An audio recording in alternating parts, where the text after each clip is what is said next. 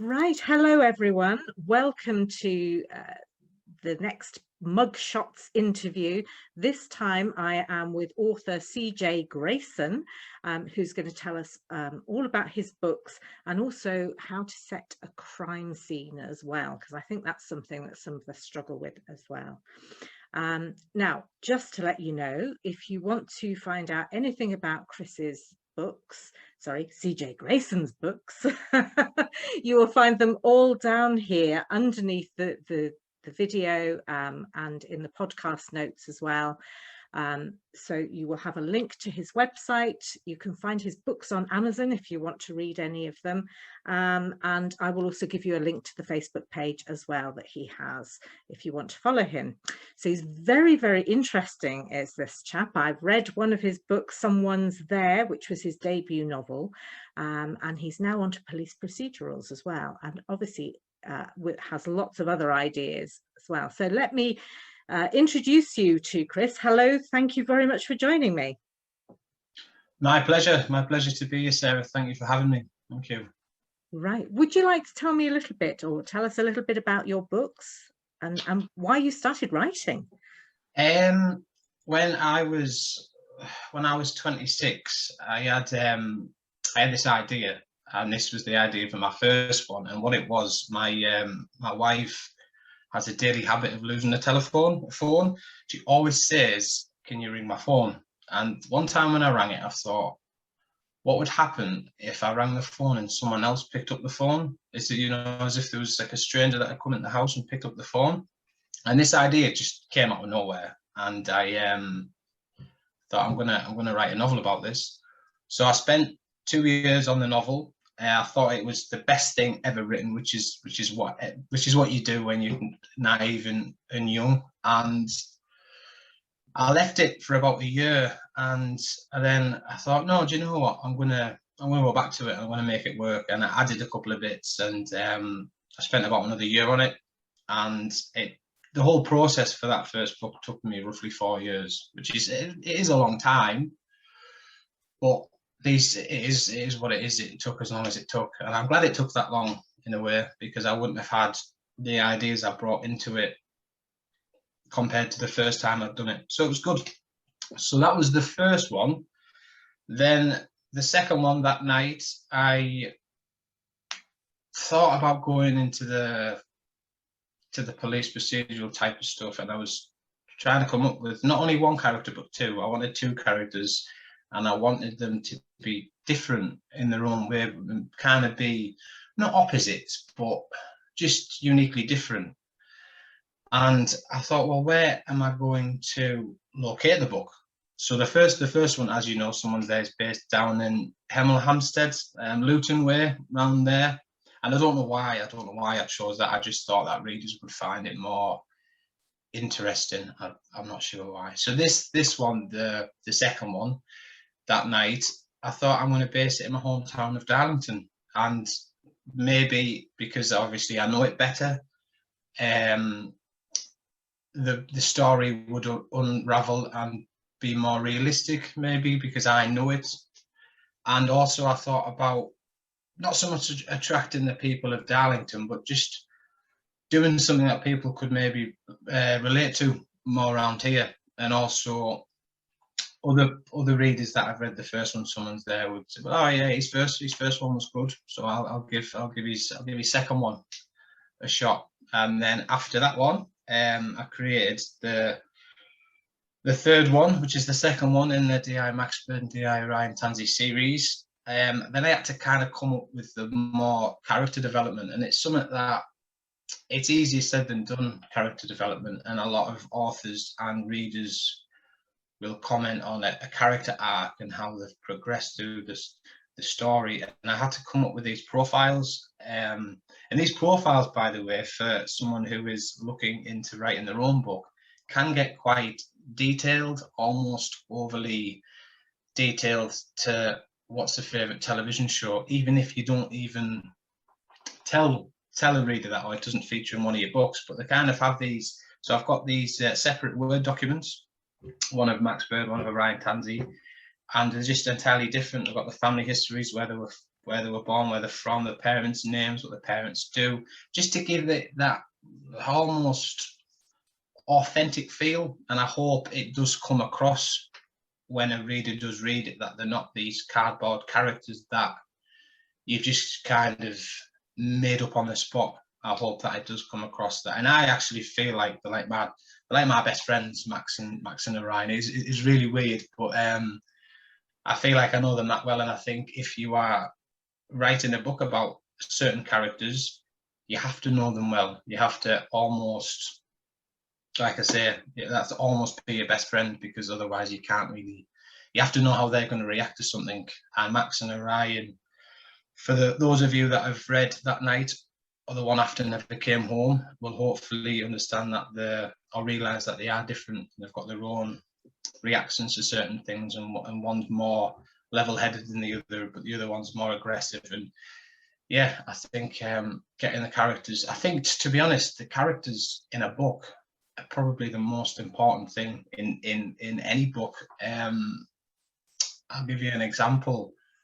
My favourite book is probably Trust Your Eyes by Linwood Barclay. And if you ask me what the story was about, I know roughly, but the most important thing and the most memorable thing about that book is the relationship between the two brothers, the protagonist and his brother, who portrays is he's not quite all there, but it gives that character depth, and you can relate to him, and you relate to their relationship as brothers. And that, for me, that book kind of set in stone that the characters of any novel are the most important thing.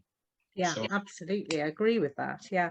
And I love the idea that you've created these outlines or really in-depth profiles. That is a really good way of building characters, isn't it?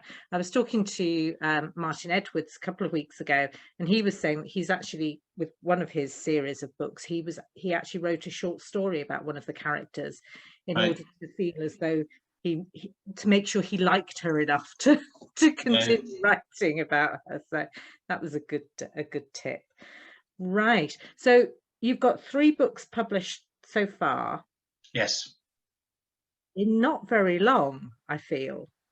No, I did them. Like I said, the first one took 4 years. The second one, That Night, I've actually brought the books with me just to show readers. So that one, That Night, which is the first in the D.I. Max Byrne, D.I. Ryan Tandy series, that one took me 6 months, and I got the first draft down in about 3 months, and then I edited it again, and then to be honest, I think I maybe rushed That Night, and I think I was excited because it was in my hometown, and I just wanted to get a second one out there, and I wanted to do it quite fast. And I think in hindsight, if I'd have taken more time, it might have been a little bit more polished.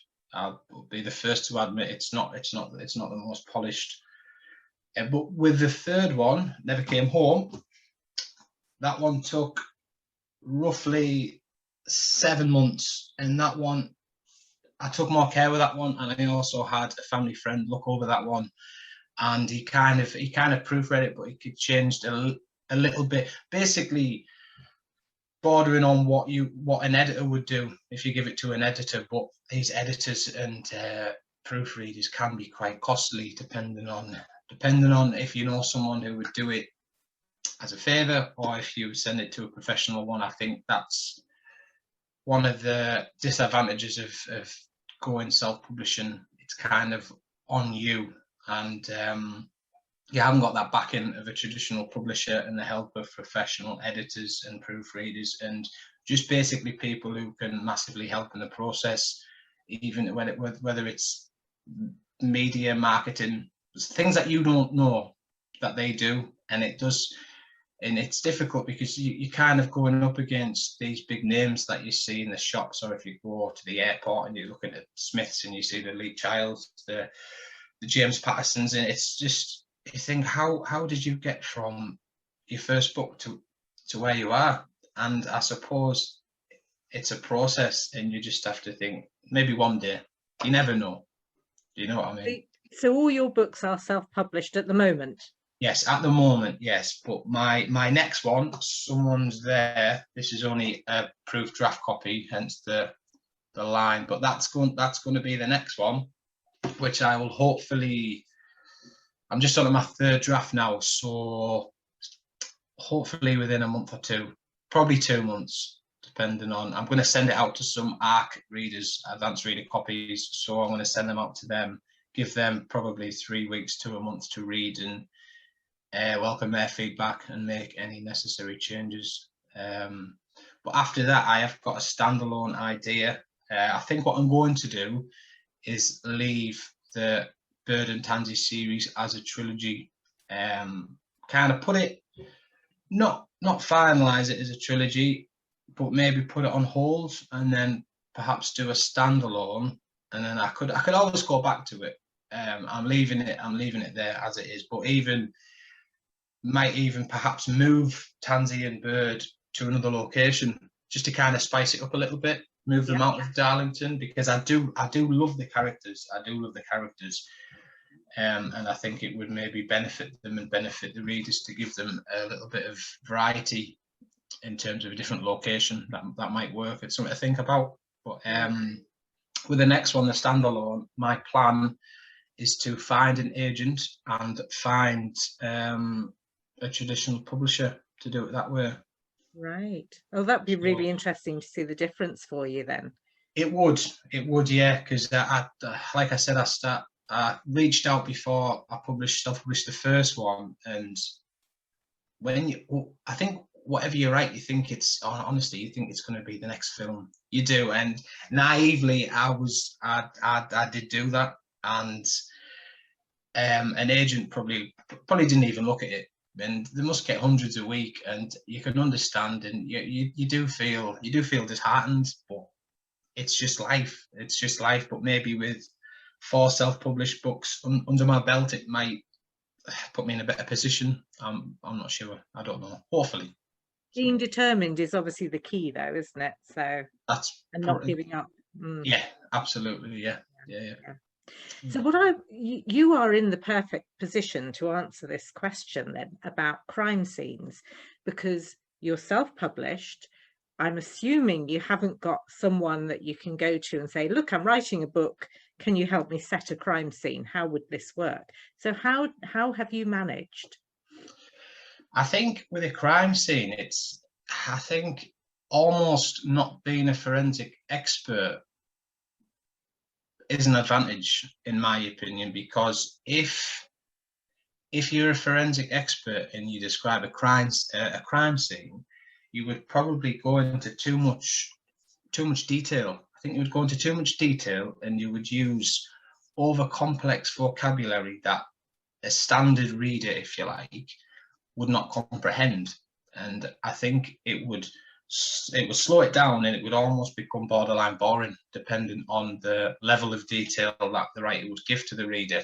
I think if you kind of go in and you let the scene play out in your head and let the reader read what you write, almost on a basic level of not giving everything away all at once, kind of drip feeding information and almost making the scene interesting but not over complex, and also not making it too sickening, because readers don't want, a head hanging from the ceiling with tendons and stuff ripped out. It's too much. And I think there's an author called Chris Carter, and he used to be a criminal psychologist from Brazil, I think, and he's one of my favorite authors, and he has that down to a T. But sometimes some of the scenes are a little bit, for me, a little bit over the top.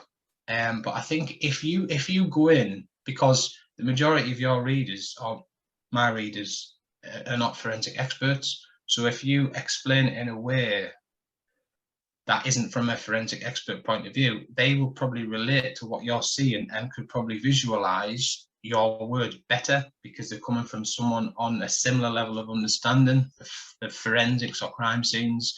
So I think overall, not knowing or not being an expert isn't a bad thing. Right. But equally then, how do you make sure that you've got the clues in that they need to find? That's I almost make that up as I go. Right. So Oh, right. it's yeah, it's strange. I'm trying to think of a particular scene. I remember in that night, there's a dining room table and there's red crayon writing on it. So why is it red? Does that represent blood? Is it danger? Why is it a crayon? Is the children there? The children in danger? The children in that house? I really just make it up as I go along. I don't really have any particular answer to that. But in terms of finding a body, and it's been there X amount of time, I'll openly admit I would have to research it even for the next one, because as I'm not a scientist or a forensic expert, I would have to find out how long it would take for rigor mortis to set in, or how long it would take for blowflies to appear on a body that's been there for X amount of hours or days. There is a lot of things, but I think if you look into stuff, into deals, don't go over the top, because I have done it a little bit and you forget it, because that's not your thing. But admittedly, crime scenes do need that level of it does need to be real. You know what I mean? You do need to put stuff in like that, but I think not going over the top works just as well. So where do you do your research? Anywhere really, online books. I've got some books on forensic crime scenes. I've admittedly I should read more of them, because I still come quite stuck. But yeah, but there's I think a lot of things from watching films or watching true crime programs and Netflix series, police procedure. I think you know a little bit, but I think you do have to then put in extra time into that research to make sure that, you know, like a guy's not just going to walk in and stand in all the blood. It's obvious that someone would stop him.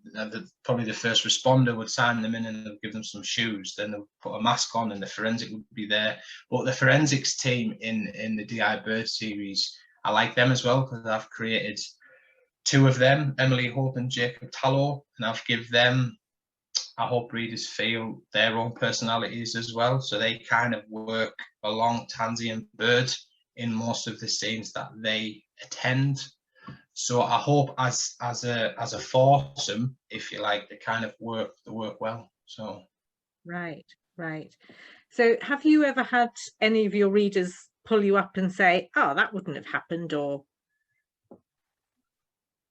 in terms of forensics, I don't think so, or a crime scene. But in that night, what did I mention? It's quite funny. There was a scene where a body was found at the River Tees, a broken scar, and I said there was vultures flying up, and a couple of people have said vultures aren't around here. And it was like, right, okay. So, but it's just one of them. I felt like replying and saying it's just fiction, it's not real, but it's just one of them things. But you're like, yeah, they're not around here, and I don't know why I put that, but it's in the book and it's staying in the book, so that's the way that it is, you know. We all make mistakes. I'm sure they enjoyed picking that out, though. Oh, they did, yeah.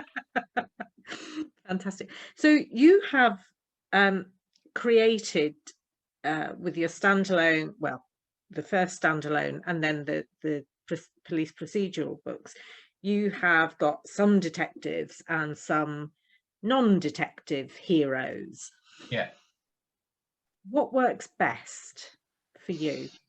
That's a very tough question, Sarah. I think, and I don't really think there's a real answer. I think with a non-detective protagonist, the reader could potentially relate more to that protagonist, and it's a guy or a girl with like a normal person, a normal job, but then something shocking happens to them.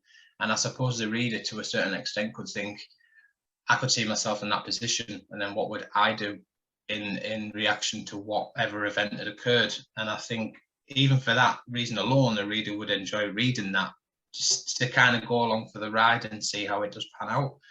Alternatively, with a detective, and this is kind of why my second and third and fourth are based on the detectives, because it's probably more escapism when reading the book in terms of fiction, because everything that happens on a fictitious level, during, well, using the police, it's normally exciting, and it's crime, and it's only on a fictitious level. This is not real life, so murders and violence and car chases and everything gets your heart rate going, which is a good thing. And everything that happens in the book is obviously around the detectives, so most of the things contain that, and that's why I think you can.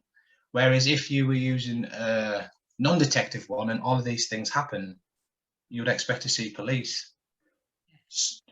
Do you see what I mean? So if you using a detective protagonist or two of them, it opens a world up into using all of these aspects in a crime novel that you would expect to see. So right. And do you have a preference? What's easiest for you to write? Probably detective, because, like I said, I think it opens up that. Do you know what? I don't know, Sarah. I did enjoy the first one, and I enjoyed writing about the guy Jack Haynes, who's the financial director of the bank.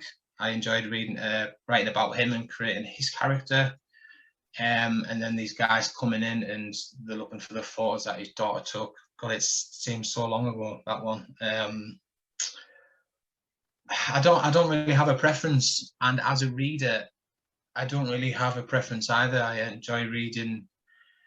I think the more police procedural ones you read about, just as a reader, it doesn't become monotonous, because I think all writers are different and see the police side of stuff different, but there's elements that are very similar, and that's the reason why the next one I like to move away from it and do a standalone and just create something fresh, and I think it might work. So right, yeah. Okay, excellent. Well, I shall look forward to that as well. Now, we were going to talk about self-publishing as well as traditional publishing, but what has self-publishing entailed for you?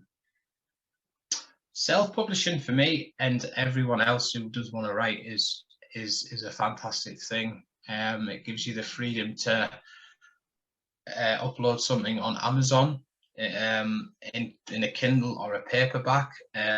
Literally anyone in the world could do it, and they could have an idea, they could put it down on paper, and they can put it out there. And I think that's a fantastic thing.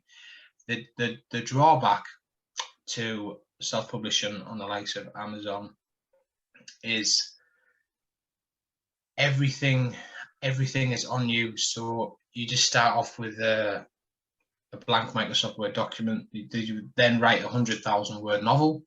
Then you have to change the size of that Word document into, say, the book size, say 5 by 8 inches. Then you have to format it, you have to indent it, you have to make sure the chapter headings, and then you have to have separate document for Kindle, separate document for a paperback. And it is a lot of work to go into, and you have to make sure that the novel is published ready. And I think no matter how many times you look over something, you still miss something. And it doesn't matter if you're J.K. Rowling or Lee Child or however good you are, your head corrects it as you read something wrong, and it's just a fact. And it's so important. And that's the mistake I think I made with that night. And the third one, Never Came Home, is more polished, and I got it to a point when I thought, right, it's brilliant, and I sent it off to a family friend to read, and it come back, and there must have been more red writing on it than there was actual ink, because it did change so much.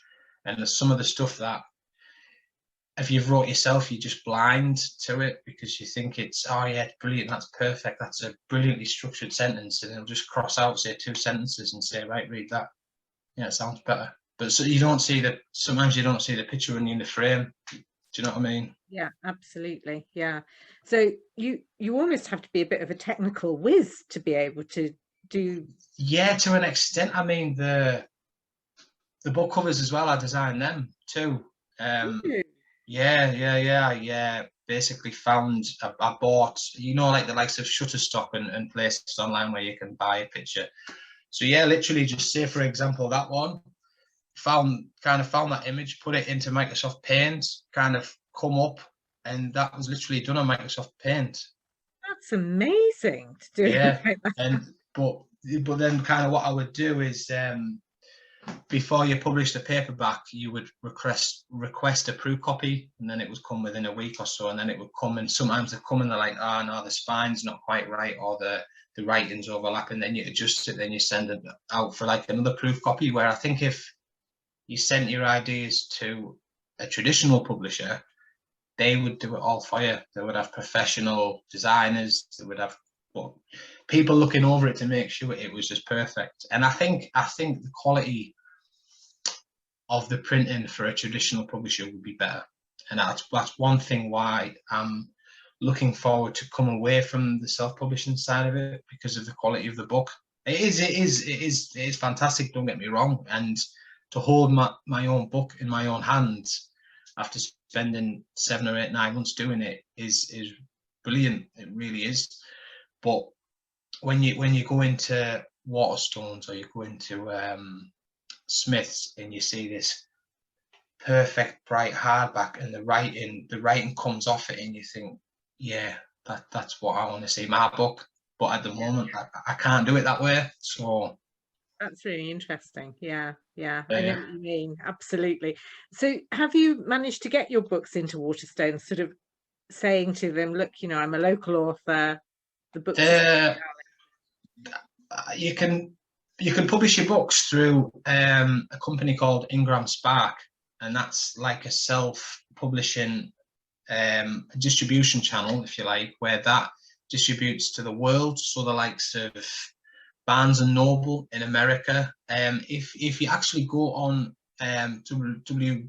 H. Smith's website and Waterstone's website, you will find someone's there. But I haven't done that yet with That Night I Never Came Home. I haven't done that yet because I don't really know why I haven't done it. I think what I'm going to do is bring out the 4th one and have that trilogy kept aside. And if my 5th one, a standalone, if an agent or a publisher does take an interest in it, I can then approach them and say, I have these 3. If you are interested in taking them on under your publishing house, that's always an option. But I think once I publish it through this channel, it'll be a lot harder to kind of claw it back. You know what I mean? Yes, I see what you mean. Yeah. So, I mean, you're not only doing getting up onto Amazon and creating the physical books, but you're also then having to do all the marketing as well. So what sort of marketing strategy have you adopted for your books?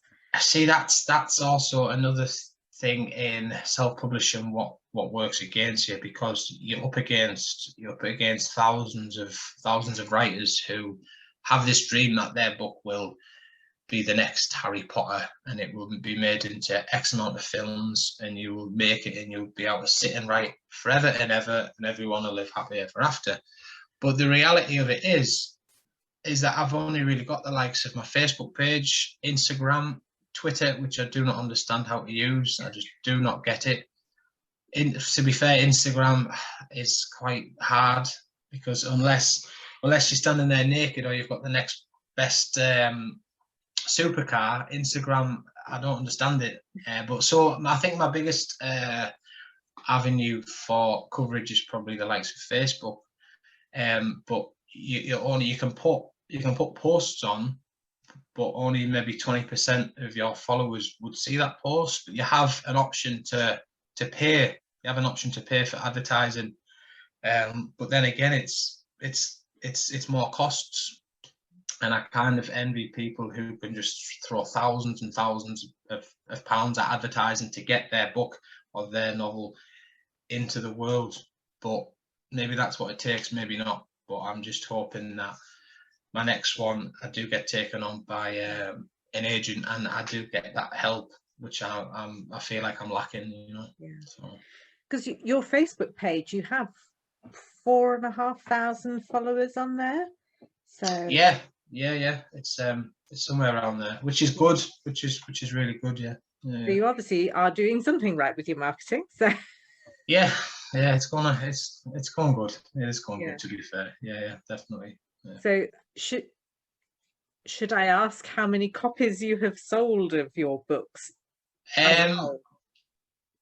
that's a tough question. I've probably, out of the three so far, because I have had times when I've given away free Kindle copies. So, for instance, I did a promotion for that night, and that's another good thing with self-publishing through Amazon. You can put it on a week stretch of, say, if it's $1.99, you can put it down to 99p, or you can give like a 5-day free book promotion.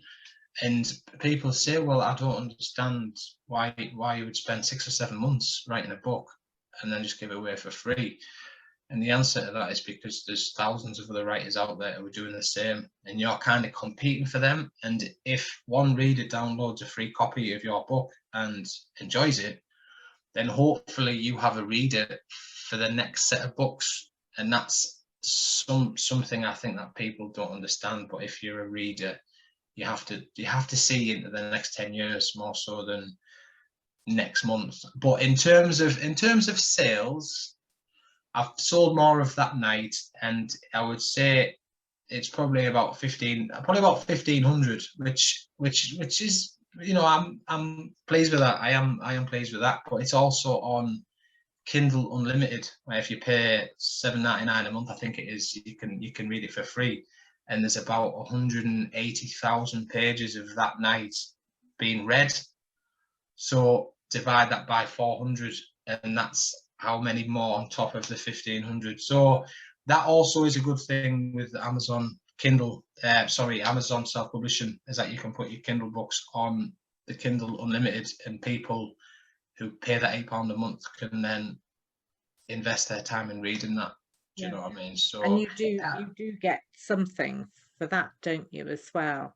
You do, and it sounds so pitiful, but you get, I think it's roughly a penny for every 3 pages that I read, and it doesn't sound like a lot, but if you think 180,000 pages of that book in the last year and a half, it works out okay.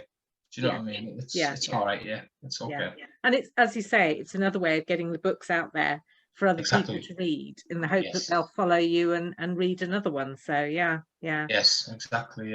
Yeah. Right. So I'm going to ask you for your 3 top tips today as well, for all of us who are desperate to write a book, but haven't quite got there yet. I would say my first one is to believe in yourself. I think you look around at the big stars and you think, oh, if only one day. But 30, 40 years ago, depending on their age, they were probably in the same situation, and they probably went into a bookstore and thought exactly the same about the people who they admired and they look up to. And I think you have to believe in yourself, that you're not only capable of coming up with a story, but that you've got the skills to put it down on a paper, and you've got the skills to edit that paper. But yeah, I think you have to have an insane belief in yourself that you're capable of doing it. That's probably the biggest thing. Secondly, the second tip is read a lot. I know myself, if I haven't read a lot, I haven't spent a lot of time reading, my writing doesn't seem to flow as well as it has done if I read more. It's, I suppose, an example I could give is playing a professional football game without training. Do you know what I mean? Ah, yes, yeah. So I like that.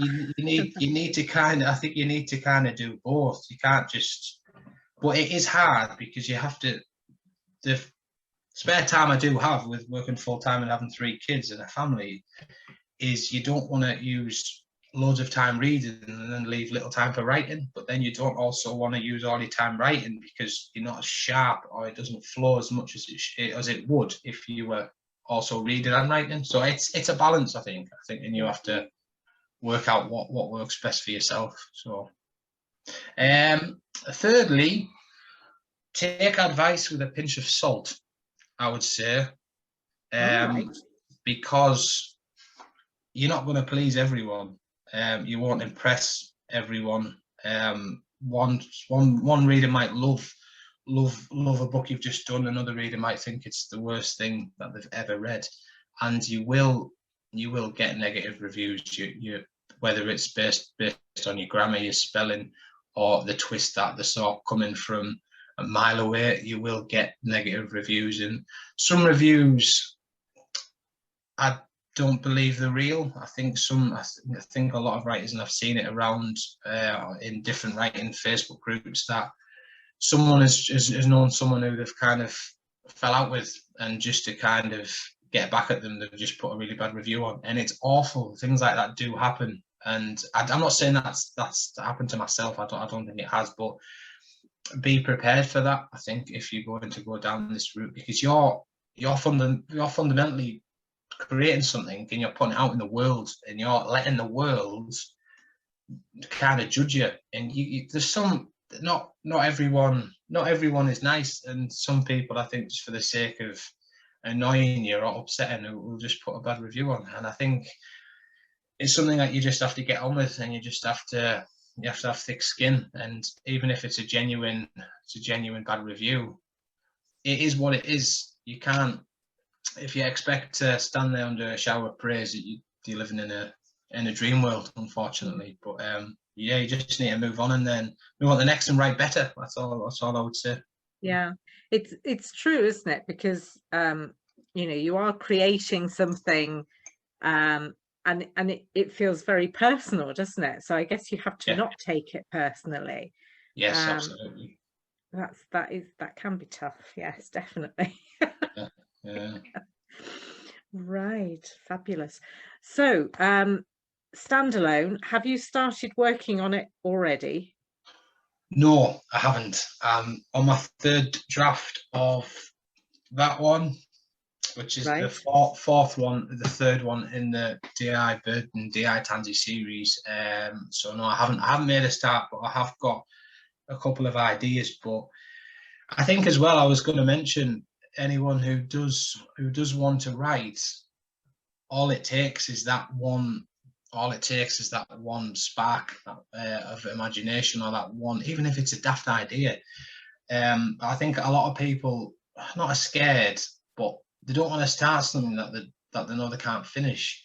Every one of my books, I don't know how it's going to finish. I don't have a clue. I have this scene in my head. So say the second one, that night, I'll give you a quick example. My wife took my son Grayson to hospital one night, and she come out at 1 o'clock, and she was going down Westall Road. No, she was going down Bringburn Road, and she was going to McDonald's. And that was the first scene in that night, where there's a guy waiting for them under the bridge, and they get kidnapped. They didn't really get kidnapped. Oh, thank goodness for that. Yeah, so I thought, what if they did do that, and then what if that did happen? And then I have to come up with why they got kidnapped, and is it something against the husband? And then you have to kind of almost work backwards, and then come up with a 100,000 word novel. But I've got to 50,000 words before I'm thinking, I'm not sure where this is going. I don't know where it's going, but it kind of comes to you. And I've got a separate Word document that's got, say, chapter 1, a couple of lines of what happens, chapter 2, chapter 3, with all different days and times, if it's afternoon, morning. And that's a good way as well, I think, when you put a novel together, is to make sure that it goes as it should. Because I've had it before when it's been Tuesday morning, then Tuesday night, then back to Tuesday afternoon. And you think, why have I done that? But it's just these daft, silly mistakes that you make.